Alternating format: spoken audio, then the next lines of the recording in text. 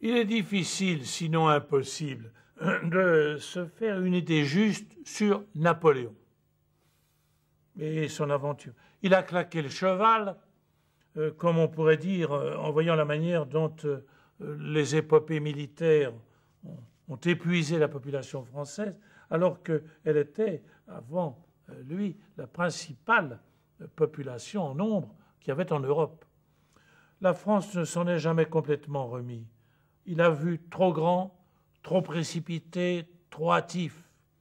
Mais c'est vrai, on doit porter à son crédit le fait qu'il ait su faire la synthèse entre l'ancien et le nouveau régime. Ce n'était pas si facile, vous savez. Quand tout d'un coup 30 000 prêtres qui avaient été exilés sont rentrés en France, il a fallu retrouver leur place, etc. 30 000. Il aimait, il avait des coquetteries. Il aimait, par exemple, qu'on l'appelle le neveu de Louis XVI. Tout simplement parce que Marie-Louise, qui était sa deuxième épouse, qui était vraiment une nièce de Louis XVI, l'avait épousé. Donc, s'il était le mari de la nièce, il était neveu de Louis XVI. C'était des coquetteries. On n'en finirait pas de citer les institutions qui nous gouvernent encore, qu'il a inventées, qu'il a mis sur pied et qui ont tenu plus de 2 siècles. Il réorganise l'administration avec la création des préfets, les finances avec la Banque de France, la justice avec le Code civil, l'armée avec l'école de Saint-Cyr, la science et les lettres avec l'Institut de France, la Légion d'honneur, etc., l'aménagement des 5 académies. On pourrait multiplier les coups de génie de cet architecte de l'esprit qu'il était. Mais ça m'a beaucoup frappé. Quand on visite l'Institut, tout d'un coup, on a l'impression d'être dans un cloître. C'est admirablement proportionné, ça a une noblesse, c'est parfait. C'est le temple de la courtoisie, de l'urbanité, de la civilité. Alors, je pense à l'un des principaux personnages du temps de Napoléon, qui a été son compagnon, son conseiller, qui a été une fripouille et en même temps un homme qui avait peut-être eu un peu de génie. J'intitulerai simplement ma parabole, notre parabole, un évêque à l'Institut. Napoléon était servi par d'authentiques généraux et ministres qui ont été très droits. Ça a été très compliqué. Et entre autres, celui dont je vais vous parler, Talleyrand. J'intitule simplement un évêque à l'Institut. Parmi beaucoup de personnages illustres qui ont entouré Napoléon, j'en retiens un.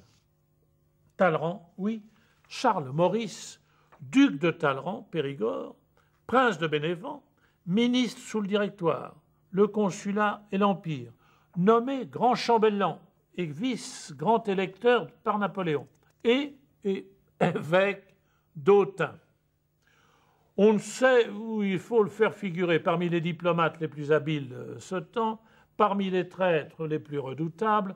On connaît les trahisons et les habiletés des deux compères, Talleyrand et Fouché. Napoléon voyant entrer Talleyrand, ministre des Affaires étrangères, appuyé sur le bras de Fouché, ministre de la Justice, car Talleyrand boitait, avait eu cette réflexion: voici le mensonge au bras de la traîtrise, ou quelque chose d'encore plus dur approximativement.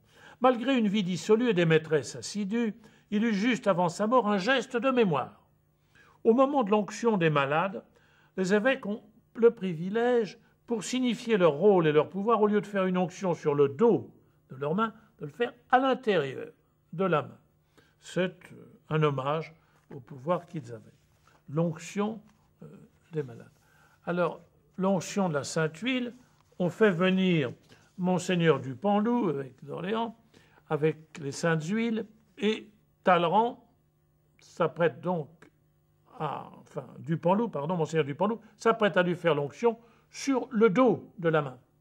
Talleyrand, malin comme un singe, retourne sa main et lui dit: non, je suis évêque. Il lui présente le creux de sa main.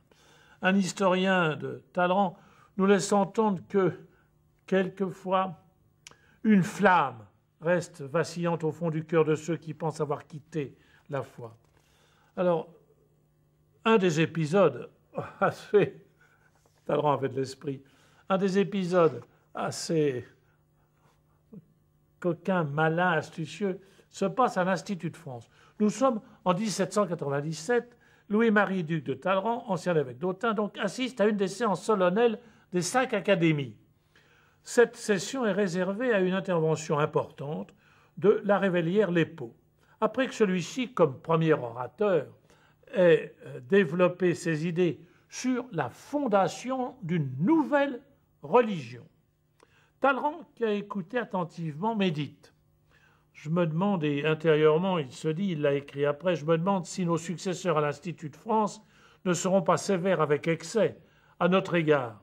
Le contexte historique de ce temps n'est-il pas sur la ligne de repli d'hommes qui n'ont rien à dire ou n'osent rien dire lorsqu'ils se trouvent devant le héros, le saint, le génie ou l'artiste?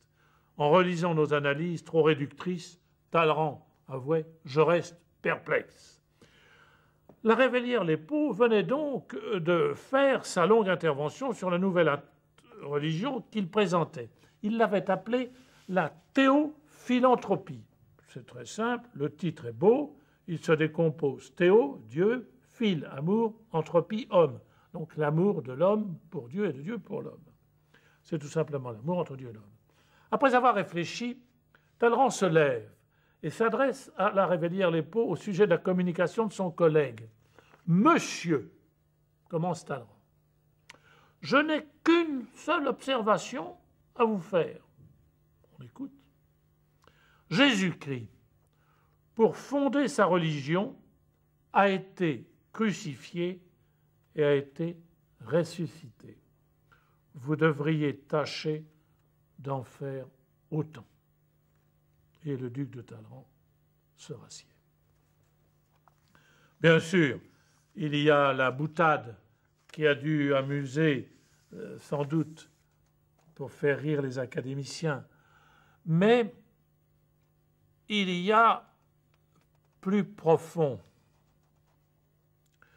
Malgré sa légèreté et sa causticité, Talleyrand nous ramène au réalisme de Jésus et à ce qui est unique dans le christianisme, c'est l'incarnation de Dieu dans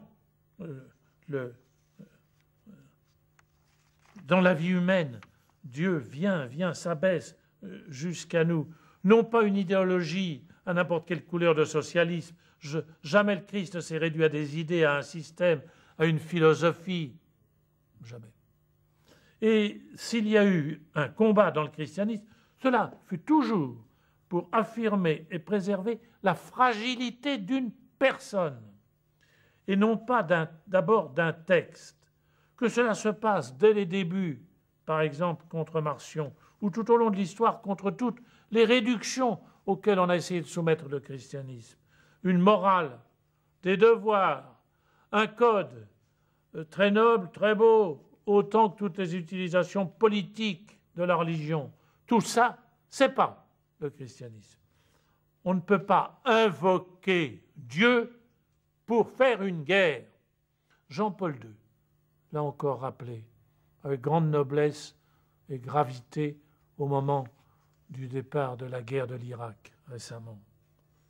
Notre Dieu est un Dieu que l'on ne peut pas dérober, voler, appeler, pour être simplement utile, même à l'Institut de France, pour justifier toute prétention ou tout éloignement de Jésus. Aucune laïcité ne tient là contre. Jésus est la personne qui nous attend et nous aime.